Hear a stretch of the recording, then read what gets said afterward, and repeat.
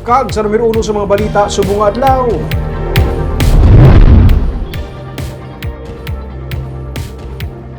Junk shop nga nakuhaan sa kinawatan ng mga cell site batteries ginpasiradan. Matapos ginsirbi ang notice of revocation sa business permit, madason nga ginpasiradan ni Mayor Abby Benitez ang DLC Junk Shop sa Mabini Street kainasang aga. Sa sininga junk shop, na-recover sa sa katapos ang Bacolod City PNP kag Mabinay PNP ang mga kinawatan nga batteries sa cell site nga naglabot sa 15.1 million pesos ang bili. May business permit ang mga junk shop nga ginapanagyahan ni Dennis Koo. Pero sa gitpatigayon nga inspeksyon sa katapos ang Business Permits and Licensing Division nga natukiban nga nagapamakal sila sa mga items nga wala nalakip sa ilang business permit.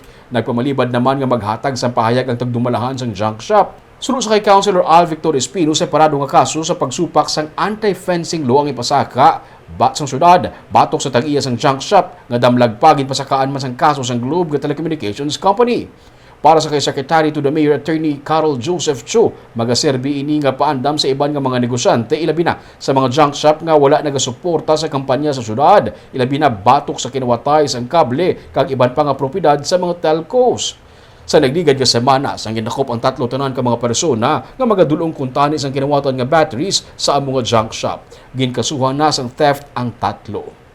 May business permit sila, but according to the business permit, there are products that are stipulated in that business permit that they can or the business practice that they can engage in. So may na-diskubrihan kita nga mo tong batteries kitang violation, they are not in authority or wala na sa naupod sa provisions ng ordinansa nga maka-deal sila sa mga amo nga klase ng produkto.